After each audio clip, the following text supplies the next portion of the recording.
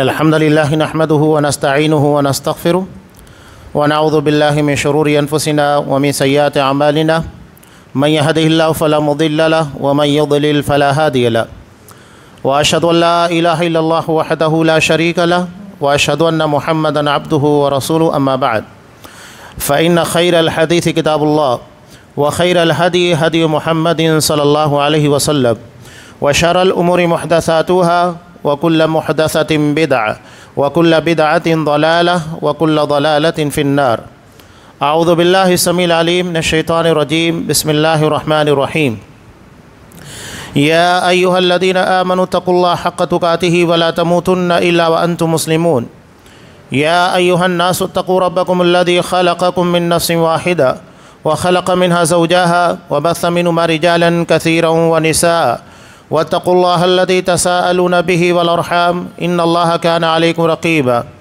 يا أيها الذين آمنوا اتقوا الله وقولوا قولا سديدا يصلح لكم أعمالكم ويغفر لكم ذنوبكم ومن يطع الله ورسوله فقد فاز فوزا عظيما وقال واعبد ربك حتى يأتيك اليقين۔ تمام قسموں کی تعریفات اللہ رب العالمین وحدہ لا شریک کے لیے لائق و زیبا ہیں، جو ساری کائنات کا تنہا خالق و مالک ہے، اور بے شمار درود و سلام ہوں اللہ کے آخری نبی جناب کریم محمد رسول اللہ صلی اللہ علیہ وسلم کی ذات مقدسہ پر۔ محترم حاضرین، خطبہ مسنونہ کے فوراً بعد سورہ ہجر کی بالکل اخیر آیت، جس میں اللہ تبارک و تعالیٰ نے نبی کریم صلی اللہ علیہ وسلم کو حکم دیا اور نبی کے توسط سے پوری امت کو یہ بات بتائی جا رہی ہے، وَاعْبُدْ رَبَّكَ حَتَّى يَأْتِيَكَ الْيَقِينُ، اپنے رب کی عبادت کر یہاں تک کہ یقین یعنی موت آ جائے۔ اس کا مطلب یہ ہے عبادت اور بندگی موت تک ہے، صرف رمضان المبارک تک نہیں۔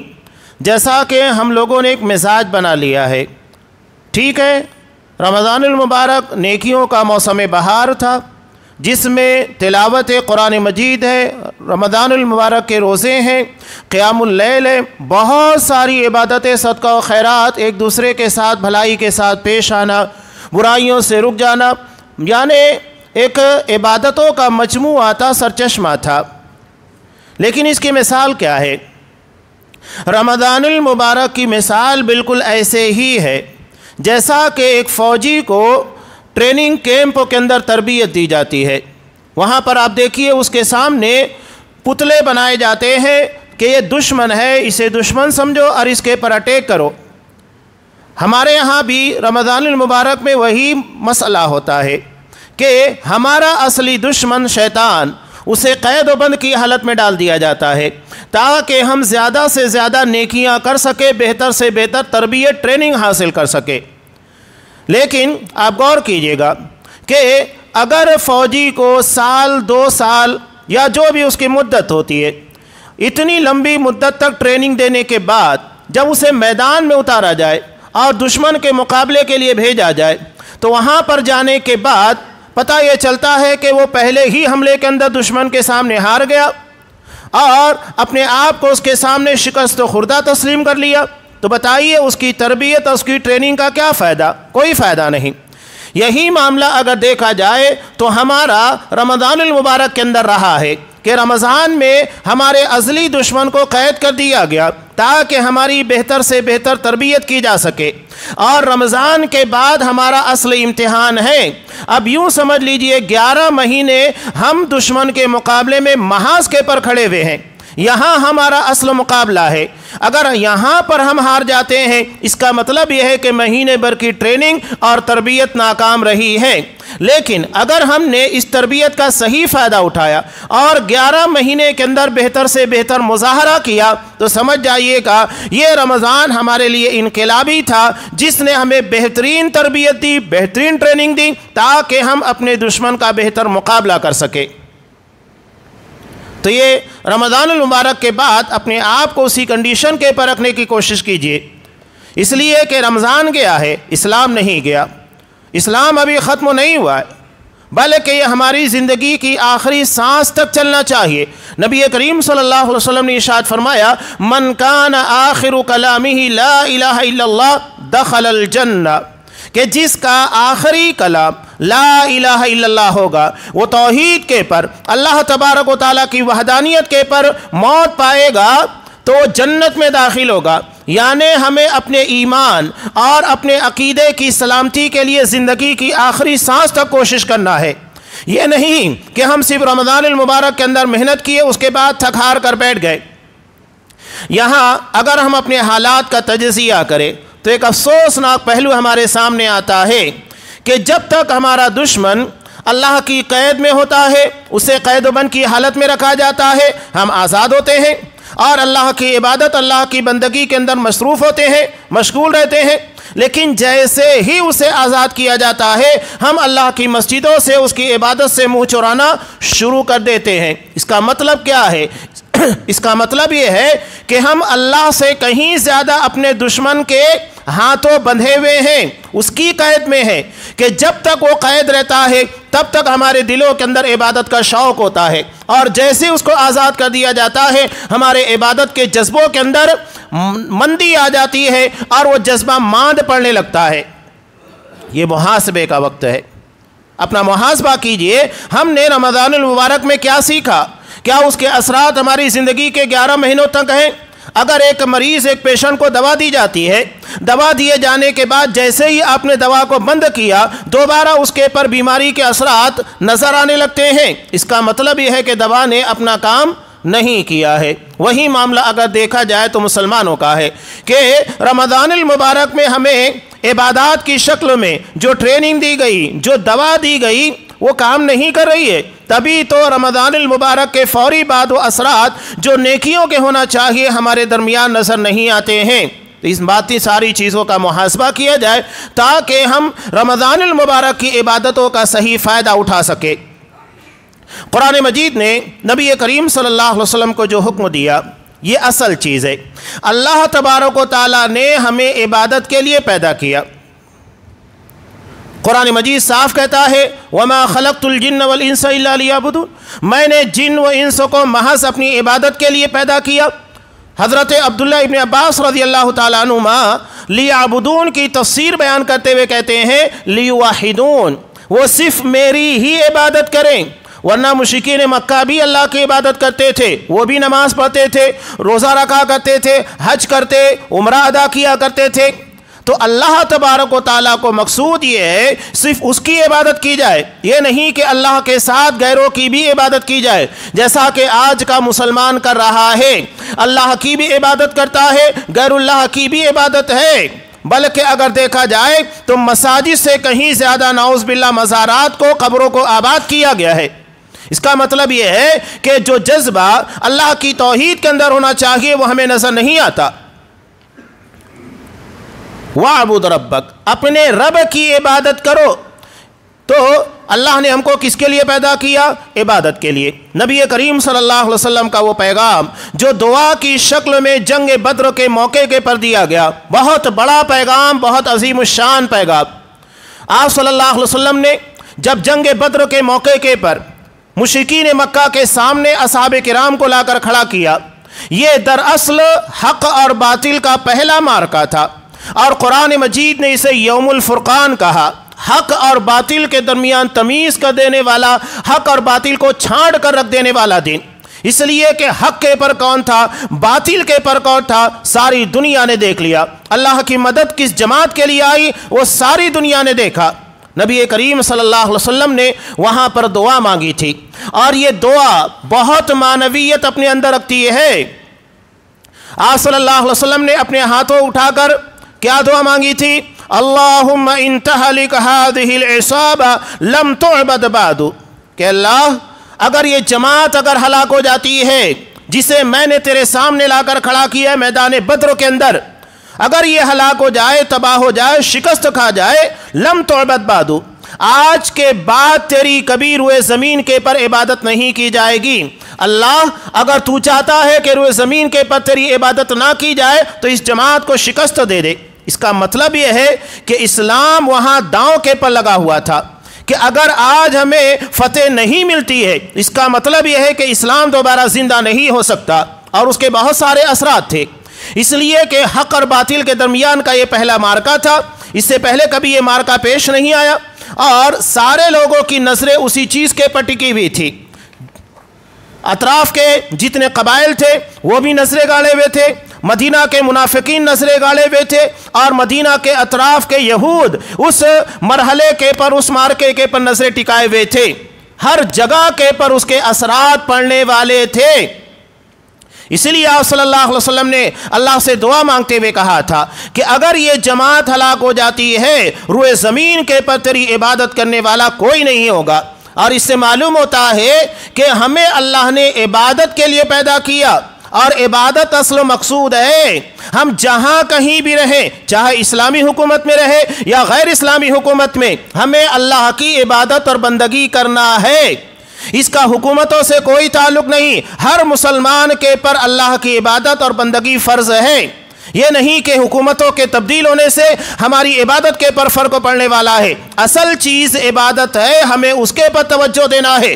اسی لیے آپ صلی اللہ علیہ وسلم نے کہا کہ اگر یہ جماعت ہلاک ہوگی تو عبادت کرنے والا کوئی نہیں ہوگا، عبادت اصل و مقصود ہے۔ اور اسی کو یہاں قرآن مجید نے نبی کریم صلی اللہ علیہ وسلم کو پیغام دیا، وَاعْبُدْ رَبَّكَ، اپنے رب ہی کی عبادت کرو، یعنی اللہ کے علاوہ کسی اور کی عبادت اور بندگی نہیں ہے۔ یہ نہیں کہ ہم اللہ کو چھوڑ کر کسی اور کو رب مانے۔ قرآن مجید جہاں جہاں ان ساری چیزوں کا تذکرہ کرتا ہے، ہمیں ان ساری چیزوں پر تدبرانہ نظر ڈالنا چاہیے۔ دیکھیے قرآن نے یہاں پر دعوت کا حکم، عبادت کا حکم دیا تو کیا کہا؟ وَاعْبُدْ رَبَّكَ، اپنے رب کی عبادت کر۔ اسی طرح اللہ نے جب دین کی تبلیغ اور دعوت کا حکم دیا تو وہاں پر بھی اللہ تبارک و تعالیٰ کا ہی تذکرہ ہے، ربوبیت کا۔ ادعو الی سبیل ربک، اپنے رب کے راستے کی طرف دعوت دو۔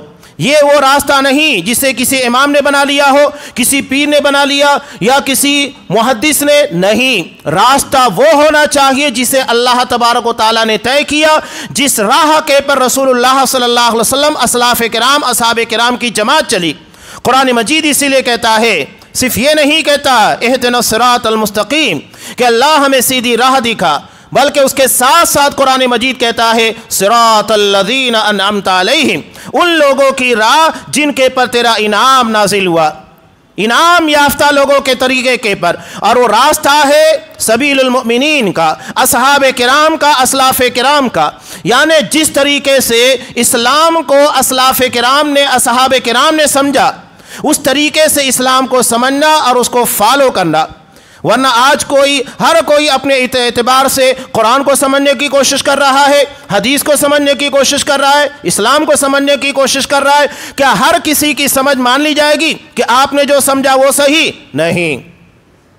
بلکہ جس طرح اسلام کو اصحاب کرام نے سمجھا وہ سب سے معتبر ہے۔ قرآن مجید نے اسی لیے اصحاب کرام کے ایمان کو معیار قرار دیا، کسی اور کے معیار کو، کسی اور کی فہم کو معیار نہیں قرار دیا۔ قرآن کتنے صاف انداز میں کہتا ہے کہ یہ یہود اسی طرح ایمان لے کر آئے جیسا کہ صحابہ ایمان لے کر آئے ہیں تو ہدایت پر آ جائیں گے۔ یعنی اصحاب کرام کے ایمان کو، ان کی سمجھ کو اللہ تبارک و تعالیٰ نے معیار قرار دیا۔ وَمَن يُشَاقِقِ الرَّسُولَ مِن بَعْدِ مَا تَبَيَّنَ لَهُ الْهُدَىٰ وَيَتَّبِعْ غَيْرَ سَبِيلِ الْمُؤْمِنِينَ نُوَلِّهِ مَا تَوَلَّىٰ وَنُصْلِهِ جَهَنَّمَ وَسَاءَتْ مَصِيرًا، کہ جو رسول سے ہٹ کر اپنا راستہ بنائے۔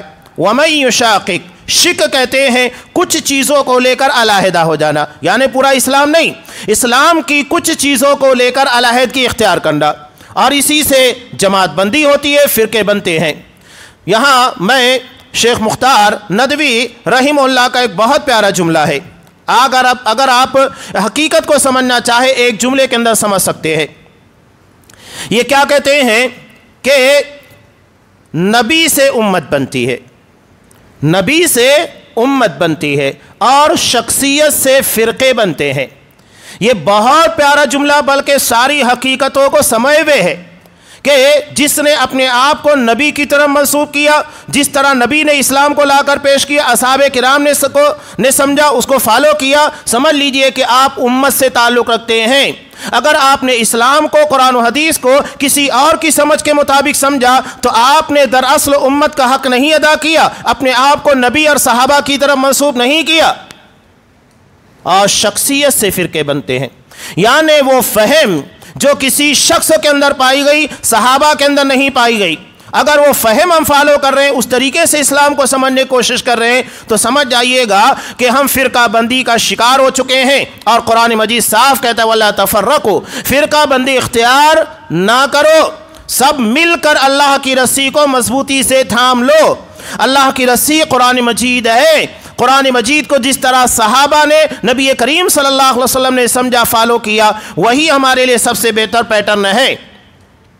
قرآن ہر جگہ کیا لفظ استعمال کرتا ہے؟ اللہ کی ربوبیت۔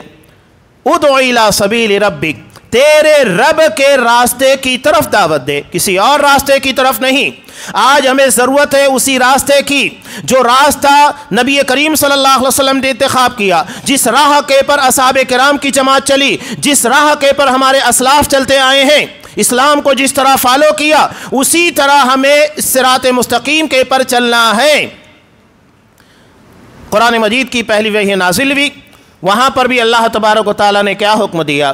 اقرأ بسم ربک، اپنے رب کے نام کے ساتھ پڑھ۔ ہر جگہ اللہ کی ربوبیت ہے۔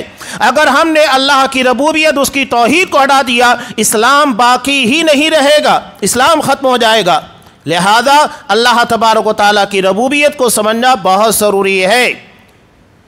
تو یہاں پر بھی اللہ نے کیا حکم دیا؟ وَاعْبُدْ رَبَّكَ، اپنے رب کی عبادت کرو۔ جب تک آپ اپنے رب کو پہچانیں گے نہیں، اس کے بارے میں آپ کو معرفت نہیں ہوگی، آپ کا رب کون ہے، وہ کیا پسند کرتا ہے، کیا ناپسند کرتا ہے، تو آپ کیسے الحب للہ والبغض للہ کے پر عمل کریں گے کہ اللہ کے لیے محبت، اللہ کے لیے دشمنی؟ آپ اسی وقت تو اس چیز کے پر عمل کر پائیں گے جب آپ کو معلوم ہوگا کہ اللہ کی محبوب چیزیں کیا ہے، اللہ کی پسندیدہ چیزیں کیا ہے، اور اللہ کی ناپسندیدہ چیزیں کیا ہے۔ تبھی تو آپ اللہ کے لیے محبت اور اللہ کے لیے دشمنی اختیار کر پائیں گے، ورنہ نہیں کر پائیں گے۔ تو یہ جاننا بہت ضروری ہے۔ وَاعْبُدْ رَبَّكَ، اپنے رب کی عبادت کر۔ اور عبادت کا سلسلہ قرآن مجید نے کہاں تک بیان کیا؟ زندگی کی آخری سانس تک۔ رمضان المبارک چلا گیا، لیکن ایسا نہیں ہے کہ روزوں کی عبادت ختم ہو گئی ہے۔ آپ صلی اللہ علیہ وسلم اتنا روزہ رکھا کرتے تھے، رمضان المبارک کے علاوہ بھی اصحاب کرام کہتے لگتا ہے کہ آپ افطار ہی نہیں کریں گے، یعنی روزوں کا سلسلہ موقوف نہیں کریں گے، اتنا روزہ رکھا کرتے تھے۔ علامہ سی آپ صلی اللہ علیہ وسلم نے امت کے لیے ہر مہینے میں 3 روزہ، جسے ایام 20 کہا جاتا ہے، 13، 14 اور 15 تاریخ کا روزہ، آپ صلی اللہ علیہ وسلم نے اسے مستحب قرار دیا۔ بلکہ حضرت ابو ہریرہ رضی اللہ تعالیٰ عنہ کو آپ صلی اللہ علیہ وسلم نے اس بات کی وصیت بھی کی۔ انہوں نے کہا مجھے میرے خلیل یعنی محمد رسول اللہ صلی اللہ علیہ وسلم نے وصیت کی ہے۔ کس بات کی وصیت کی ہے؟ کہ میں ہر مہینے 3 روزہ رکھا کروں ایام 20 کا، تو روزوں کی عبادت جاری ہوگی۔ علاوہ اس کے علاوہ بہت سارے روزے ہیں۔ نبی کریم صلی اللہ علیہ وسلم پیر کے دن روزہ رکھا کرتے تھے۔ مسلم کی روایت، جب آپ صلی اللہ علیہ وسلم سے سوال کیا گیا کہ آپ اس دن روزہ کیوں رکھتے ہیں، تو آپ صلی اللہ علیہ وسلم نے کیا جواب دیا؟ فیہ ولدت وفیہ بعثت، کہ اسی دن اللہ تبارک و تعالیٰ نے مجھے پیدا کیا، میری ولادت کا دن پیر کا دن ہے، وفیہ بعثت، اور اسی دن اللہ نے مجھے نبی بنایا۔ یعنی آپ صلی اللہ علیہ وسلم کے پر پیر کے دن سب سے پہلے وحی نازل ہوئی۔ تو پیر کا دن آپ صلی اللہ علیہ وسلم روزہ رکھا کرتے تھے۔ جمعرات کے تعلق سے بھی ہے، ہر جمعرات کے دن آپ صلی اللہ علیہ وسلم سے جمعرات کے دن کے روزوں کے تعلق سے سوال ہوا، تو آپ نے کہا اس دن لوگوں کے اعمال یعنی ہفتہ واری اعمال پیش کیے جاتے ہیں، اور میں چاہتا ہوں کہ اللہ کی بارگاہ میں جب میرے عمل پیش کیے جائیں تو میں روزے کی حالت میں ہوں، اس لیے کہ روزے کی حالت سب سے بہتر ہوتی ہے۔ انسان سارے گناہوں سے رکا ہوتا ہے اور نیکی کی طرف قدم بڑھا رہا ہوتا ہے۔ اس بنیاد کے پر روزے کی حالت میں میرے اعمال پیش کیے جائے، یہ مجھے زیادہ پسندیدہ ہے۔ اور بھی بہت سارے روزے ابھی آپ دیکھیے گا کہ ذوالحجہ کا مہینہ آئے گا انشاءاللہ، جس میں عید الاضحیٰ ہوتی ہے، تو آپ صلی اللہ علیہ وسلم عید الاضحیٰ کے چاند نظر آنے کے بعد، ذوالحجہ کا چاند نظر آنے کے بعد سے لے کر 9 دن مسلسل روزے رکھا کرتے تھے، جیسا کہ نسائی کی روایت میں ہے۔ علامہ آپ صلی اللہ علیہ وسلم نے عرفہ کے روزے کے تعلق سے کہا یکفر السنۃ الماضیہ، کہ اللہ نے اس ایک روزے کے اندر اتنی تاثیر، اتنی برکت، اتنی فضیلت رکھی ہے کہ یہ گزشتہ سال کے گناہوں کا کفارہ بن جاتا ہے۔ عاشورہ کا روزہ یعنی 10 محرم کا روزہ، آپ صلی اللہ علیہ وسلم نے اس کے بارے میں کہا یہ بھی سال گزشتہ کا کفارہ بن جاتا ہے۔ یہ ساری فضیلتیں آپ صلی اللہ علیہ وسلم نے روزوں کے تعلق سے بیان کی ہے، یعنی روزوں کی عبادت رکنے والی نہیں ہے، یہ صرف رمضان کے ساتھ خاص نہیں ہے بلکہ پورے سال کسی نہ کسی شکل میں آتی رہتی ہے۔ آپ صلی اللہ علیہ وسلم نے سب سے بہترین روزہ کسے قرار دیا؟ صوم داؤدی۔ حضرت داؤد علیہ السلام کہا کہ سب سے بہترین روزہ حضرت داؤد علیہ السلام کا ہے۔ ایک دن روزہ کرتے اور دوسرے دن افطار کرتے، یعنی ایک دن روزے کی حالت میں ہوتے، دوسرے دن روزہ نہیں رکھتے۔ اس طریقے سے دیکھا جائے مہینے میں 15 دن روزہ رکھ رہے ہیں اور 15 دن بغیر روزے کے گزار رہے ہیں۔ آپ صلی اللہ علیہ وسلم نے اسے سب سے بہترین روزہ قرار دیا، جسے صوم داؤدی کہا جاتا ہے، یعنی حضرت داؤد علیہ السلام کے طریقے اور اس کی سنت کے مطابق رکھا گیا روزہ، جسے آپ صلی اللہ علیہ وسلم نے امت محمدیہ کے لیے مشروع قرار دیا۔ اور یہ تراویح جو رمضان المبارک میں عشاء کے بعد پڑھی جاتی ہے، تہجد، اس کا سلسلہ بھی موقوف نہیں ہے بلکہ یہ پورے سال چلتے رہتی ہے۔ تہجد کی نماز موقوف نہیں ہے بلکہ آپ صلی اللہ علیہ وسلم نے کہا فرض نماز کے بعد سب سے افضل اور بہتر نماز تہجد کی نماز ہے، جس میں تنہائی میں بندہ اللہ کے سامنے اپنے آپ کو پیش کرتا ہے، اور یہ تنہائیاں اسے اپنے گناہ، اپنی غلطی اور اپنی خطا کے بارے میں سوچنے پر مجبور کرتی ہے، اور اس حالت میں بندہ جب آتا ہے اور اپنے گناہ اور اپنی غلطی کے پر آنسو بہاتا ہے، اللہ نے ان 2 بوند آنسوؤں کے اندر اتنی تاثیر رکھی ہے، ہماری زندگی بھر کے خطا اور گناہوں کو معاف کرانے کی طاقت رکھتا ہے۔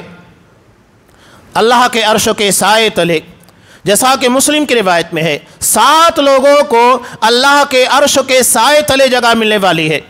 اس میں سے ایک کون ہوگا؟ رجل ذکر اللہ خالیا ففاضت عینا، وہ بندہ جس نے تنہائی میں اللہ کو یاد کیا، جہاں سوائے اللہ کو اسے دیکھنے والا کوئی نہیں تھا۔ اس وقت وہ اللہ کے سامنے اپنے گناہ، اپنی غلطیوں کو یاد کر کے آنسو بہاتا ہے کہ میرا رب ان گناہوں کی بنیاد کے پر اگر میری پکڑ کر لے اور مجھے جہنم کے اندر ڈال دے تو میرا کیا انجام ہوگا۔ اللہ کا خوف، اس کے عذاب کا ڈر، جہنم کی فکر اور اس کے عذاب کے بارے میں اسے ڈرا دیتا ہے، جس کی بنیاد کے پر آنکھوں سے آنسو بہتے ہیں، اور اللہ ان آنسوؤں کی بڑی قدر کرتا ہے۔ یہ زندگی بھر کے گناہوں کی بخشش کا ذریعہ بن سکتے ہیں، یہ عرش کے سائے تلے جگہ دینے کا ذریعہ بن سکتے ہیں۔ اللہ تبارک و تعالیٰ نے ان آنسوؤں کو اتنی فضیلت عطا کی ہے۔ رجل ذکر اللہ خالیا ففاضت عینا، اللہ کو تنہائی میں یاد کر اپنے آنسوؤں کو بہانا۔ تو تہجد کی عبادت یہ موقوف نہیں بھی، بند نہیں بھی ہے، بلکہ زندگی کی آخری سانس تک چلتے رہتی ہے۔ نبی کریم صلی اللہ علیہ وسلم اتنا زیادہ اللہ کے سامنے قیام کرتے۔ ہمارے ہاں تو بہت آسان ہوتا ہے نا، ہم چند منٹ کھڑے رہتے ہیں اور اس میں بھی تراویح تھوڑا طویل ہو جائے تو لوگوں کی زبان کے پر شکایتیں آ جاتی ہے، قیام لمبا ہو رہا ہے۔ اسے قیام اللیل اسی لیے کہا جاتا ہے، خاص طور کے پر قیام کے لمبے ہونے کی بنیاد پر۔ نبی کریم صلی اللہ علیہ وسلم نے سے جب سوال ہوا بہتر نماز کون سی ہے، تو آپ صلی اللہ علیہ وسلم نے کیا کہا؟ طول القنوت، طول القیام، جس میں قیام لمبا کیا جاتا ہے، اللہ کے سامنے زیادہ سے زیادہ کھڑا رہا جاتا ہے، قرآن مجید کی تلاوت کی جاتی ہے۔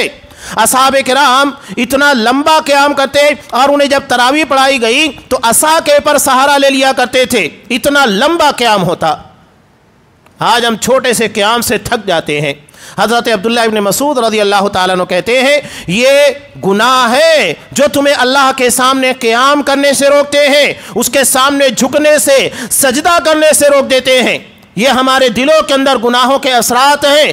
اگر یہاں اللہ کی محبت ہوگی بندہ لمبا قیام کرے گا۔ آپ صلی اللہ علیہ وسلم ایک ایک رکعت کے اندر 100 آیتیں پڑھا کرتے، بلکہ مسلم کی روایت میں ہے کہ آپ صلی اللہ علیہ وسلم نے ایک مرتبہ اتنا لمبا قیام کیا کہ سورہ بقرہ کی تلاوت کی مکمل، سورہ آل عمران کی تلاوت کی۔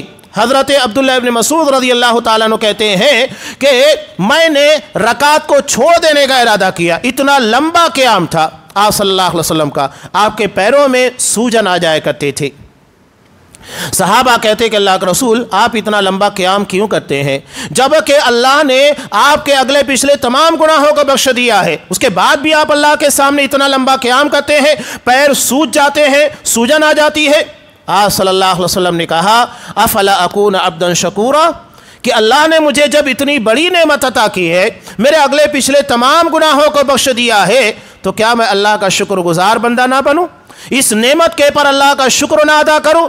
یعنی شکر ادا کرنے کے لیے عبادت کرنا چاہیے۔ اللہ نے زندگی کے دو حالت رکھے ہیں، ایک شاکرانہ اور دوسری صابرانہ۔ شاکرانہ حالت کو کب ہوتی ہے؟ جب اللہ نے ہمیں نعمتوں سے نوازا، اللہ تبارک و تعالیٰ نے ہمیں صحت عطا کی، مال عطا کیا، عزت عطا کی، شہرت عطا کی، دنیا کا سکون عطا کیا۔ غور کیجئے گا ہم نے کتنے پرسکون حالت میں رمضان المبارک کے دنوں کو گزارا ہے، اور ہمارے یہ دن کتنے بہتر طریقے پر ہیں۔ غور کیجئے گا فلسطین کے مظلوم مسلمانوں کو سامنے رکھیے، جب احساس ہوگا کہ ہماری زندگی کے ایام کتنے پرسکون ہیں، ان لوگوں کی زندگی کیا حالت ہو گئی جن کے چھتوں کو مسمار کر دیا گیا، سر کے پر چھت نہیں ہے، کیمپ میں زندگی گزار رہے ہیں، کب کس کی موت آ جائے، کب کس کے پر میزائل گر جائے کسے کیا پتا ہے، ان کی نظروں کے سامنے لاشیں بکھری پڑی ہوئی ہے، اس حالت میں زندگی گزار رہے ہیں۔ اللہ نے بہت امن عطا کیا ہے، شکر ادا کیجئے گا۔ آج ہم شکر نہیں ادا کرتے، زبان کے پس سوائے شکو کے کچھ نہیں ہے۔ اپنی زندگی کے پر غور کیجئے، اللہ نے کتنی بہتر زندگی عطا کی ہے، کتنا سکون عطا کیا ہے۔ وہ مسلمان کس حالت میں اپنی زندگی کو گزار رہے ہیں، ایک ایک لمحہ موت کو سر کے پر منڈلاتا ہوا دیکھتے ہیں، اس حالت میں زندگی گزار رہے ہیں۔ تو دو حالتیں ہیں کہ اللہ نے اگر نعمت عطا کی ہے شکر ادا کیجئے گا، اور اگر زندگی کے اندر نعمتیں نہیں ہیں، محرومی ہے، صبر کیجئے گا۔ زندگی کی یہی تو حالت ہے، آپ غور کیجئے گا تو ہمیں شکر کی زندگی گزارنا ہے۔ ٹھیک ہے اگر کچھ حالات خراب ہیں تو آپ صبر کیجئے گا، یہ ہمارے لیے سب سے بہتر چیز ہے جو اللہ نے ہم کو عطا کی ہے۔ تو میں اختصاراً یہی کہنا چاہتا ہوں کہ عبادتیں رکی نہیں ہے، نہ عبادتوں کا سلسلہ موقوف ہوا ہے، بلکہ رمضان کے اثرات اگر ہمیں دکھانا ہے تو ہمیں اپنی نمازوں کو پابندی کے ساتھ ادا کرنا ہوگا، روزوں کے بارے میں باقاعدہ پابندی کرنی ہوگی، نفل روزوں کا اہتمام کرنا ہوگا۔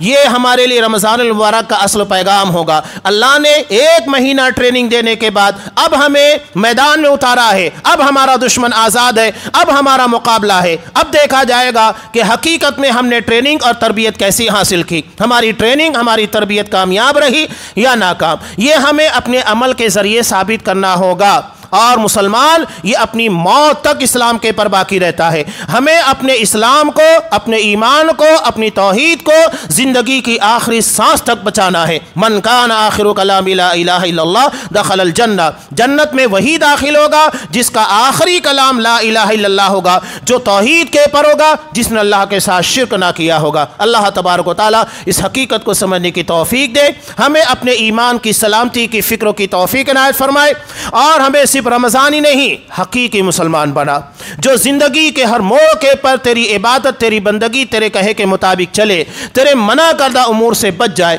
پروردگار یقیناً مسلمانوں کے لیے حالات ناگفتہ بھی ہیں، یہ خود ہمارے اپنے گناہ اور اپنے کرتوتوں کی بنیاد کے پر ہے۔ پروردگار فلسطین کے اندر جو مسلمان مظلوم ہیں، جن کے پر غاصب یہود ظلم کر رہے ہیں، پروردگار ہمارے پاس طاقت نہیں ہے لیکن تو قوی ہے، پروردگار تو انتقام لینے والا ہے۔ ان کے پر ایسا عذاب نازل کر جو ان کے پر سے ہٹائے نہ ہٹے، انہیں ایسی ذلت آمیز شکست دے کہ وہ دنیا میں ذلیل اور رسوا ہو کر رہ جائے۔ پروردگار ان مظلوم مسلمانوں کی حفاظت فرما، ان کے جان مال عزت و ناموس کی حفاظت کر، دنیا میں جہاں کہیں مسلمان ہو پروردگار انہیں اپنے ایمان، اپنے عقیدے کے پر سلامت رکھ، ان کے جان مال عزت و ناموس کی حفاظت کر۔ پروردگار ہم بھی خطرات کی عزت میں ہیں اور ہمارے پر بھی اندیشے منڈلا رہے ہیں۔ پروردگار اللہم لا تسلط علینا من لا یرحمنا، ایسے کسی ظالم کو ہمارے پر مسلط نہ کر جو ہمارے پر رحم کرنے والا نہ ہو۔ پروردگار ہمارے وہ گناہ جو اس حالات کو ہمارے پر لانے کے ذریعہ بن رہے ہیں، وہ گناہ جو ہمارے پر دشمنوں کو مسلط کرتے ہیں، ان گناہوں سے بچنے کی توفیق دے، ہمیں ایمان کے پر سلامت رکھ، اسی کے پر استقامت عطا فرما، جب تک دنیا میں رکھ ہمیں اسی کے پر رکھ، اور زندگی کا خاتمہ ایمان کے پر فرما، آمین۔ بارک اللہ لنا ولکم فی القرآن العظیم ونفعنی وإیاکم بالآیات والذکر الحکیم، انہ تعالی جواد کریم ملک رؤوف رحیم۔